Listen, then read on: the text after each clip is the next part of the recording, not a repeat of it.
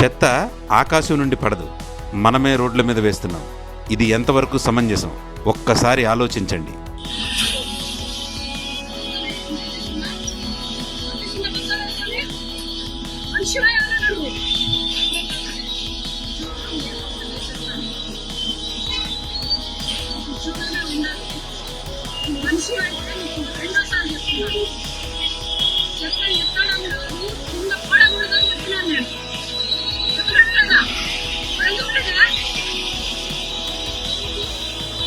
మన సమాజం ఆరోగ్యంగా ఉండాలంటే పారిశుద్ధ్యం చాలా ముఖ్యమైనది. అయితే ప్రస్తుతం చాలా ప్రాంతాల్లో రహదారులపై చెత్త వేయడం, ఎక్కడ పడితే అక్కడ వ్యర్థాలను పడవేయడం వంటి అలవాట్లు పెరుగుతున్నాయి. ఇది పర్యావరణానికి మాత్రమే కాకుండా ప్రజల ఆరోగ్యానికి కూడా హానికరం. పారిశుద్ధ్యాన్ని కాపాడడం కేవలం మున్సిపాలిటీ లేదా ప్రభుత్వ బాధ్యత మాత్రమే కాదు, ప్రతి పౌరుడి బాధ్యత కూడా.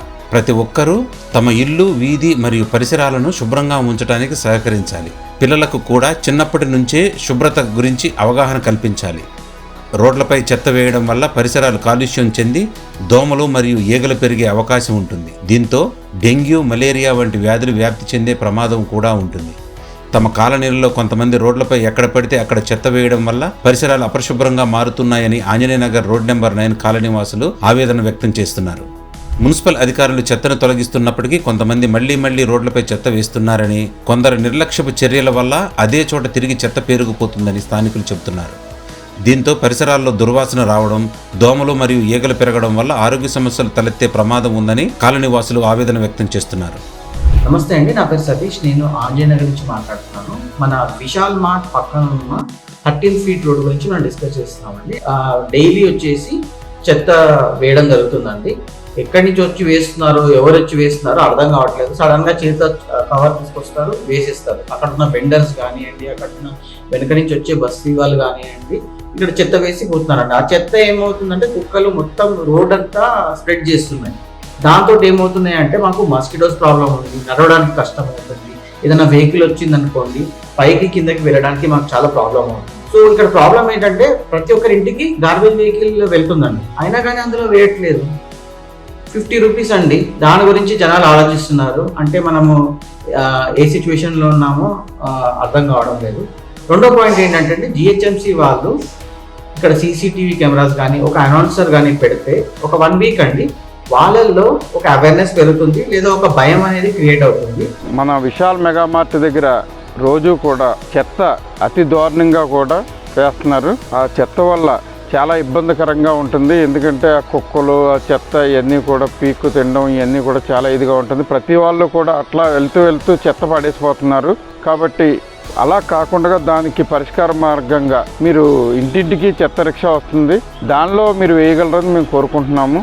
నా పేరు దీపక్, ఆంజనేయనగర్ నుంచి మాట్లాడుతున్నానండి. ఇక్కడ రోడ్లపైన చెత్త వేస్తూ ఉన్నారు. దయచేసి అధికారులు దీన్ని గమనించి రోడ్ల మీద చెత్త వేయకుండా చూడాలని రిక్వెస్ట్ చేస్తున్నాను. ఎవరో వేయట్లేదండి, మన చుట్టూ ఉన్న పరిసర ప్రాంత ప్రజలే రోడ్లపైన వేస్తూ ఉన్నారు. ప్రజల్లో కూడా అవగాహన రావాలి. ఆ అవగాహన కోసం మీరు దయచేసి ఏదైనా యాక్షన్ తీసుకోండి. అదేవిధంగా ఎవరైతే ఇంటి దగ్గరికి వచ్చినప్పుడు చెత్త బండి అతనికి ఇవ్వట్లేదో వాళ్ళ డీటెయిల్స్ కలెక్ట్ చేసి దయచేసి మీరు ఏదైనా ఫైన్ కానీ వేరే విధంగా అయినా యాక్షన్ తీసుకుంటే కొంతవరకు జనాల్లో మార్పు వస్తుందని నేను అనుకుంటున్నాను. నా పేరు వెంకటేశ్వరరావు, నేను రోడ్ నెంబర్ 9 ఆంజనేయనగర్లో ఉంటాను. మాకు ఈ రోడ్ నెంబర్ 9లో ఆల్మోస్ట్ 180+ ఫ్యామిలీస్ ఉన్నాయండి. ఈ 180+ ఫ్యామిలీస్కి మాకు ఆంజనేయ చౌరస్తా నుంచి ఒక 13 ఫీట్ రోడ్ యాక్సెస్ రోడ్ ఉందండి.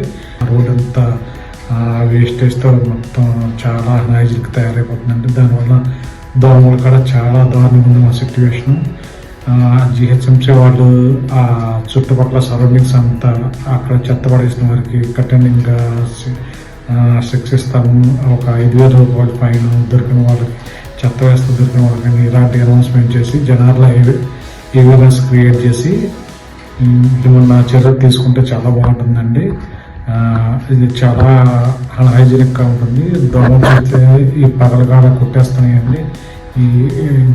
దాంట్లో ఇలాంటి సిచ్యువేషన్ని జిహెచ్ఎంసీ వాళ్ళు మానిటర్ చేసి కొంచెం కంట్రోల్ చేస్తే అందరికీ రోడ్ నెంబర్ 9 వల్ల అందరికీ చాలా బాగుంటుందండి. పొడి చెత్త, తడి చెత్త అని రెండు రకాలుగా ఇచ్చిళ్ళు. ప్రజలు అందరూ కూడా గ్రహించి ఎవరి చెత్తను కూడా బయట రోడ్లపైన వేయడం వలన దోమలు ఎక్కువవుతున్నాయి.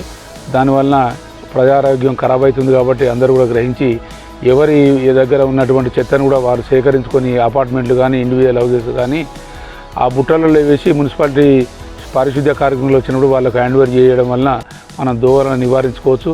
అదేవిధంగా ఈ యొక్క ఫాగింగ్ అనేది కూడా తప్పకుండా విడివిడిగా చేయాలి. ఈ మధ్యలో ఈ ఫాగింగ్ చేయకపోవడం వల్ల కూడా దోమలు ఎక్కువై ఆరోగ్య సమస్యలు ఏర్పడే అవకాశం ఉన్నది.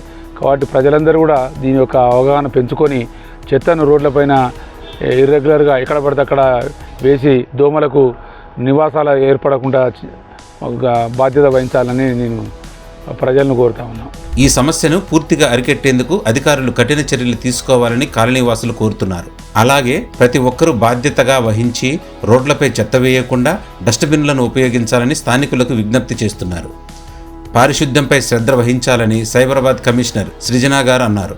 రోడ్లపై చెత్త వేయడం చాలా తప్పని, దీనిని తప్పనిసరిగా అరికట్టాలని ఆమె పేర్కొన్నారు. పరిసరాలను పరిశుభ్రంగా ఉంచడం ప్రతి పౌరుడి బాధ్యతని తెలిపారు. ఎక్కడ పడితే అక్కడ చెత్త వేయడం వల్ల పర్యావరణ కాలుష్యం పెరగడమే కాకుండా అనేక రకాల వ్యాధులు వ్యాప్తి చెందే ప్రమాదం ఉందని హెచ్చరించారు. ప్రజలు చెత్తను రోడ్లపై వేయకుండా డస్ట్బిన్లో వేయాలని, అలాగే తమ ఇల్లు, వీధి మరియు పరిసరాలను శుభ్రంగా ఉంచాలని సూచించారు.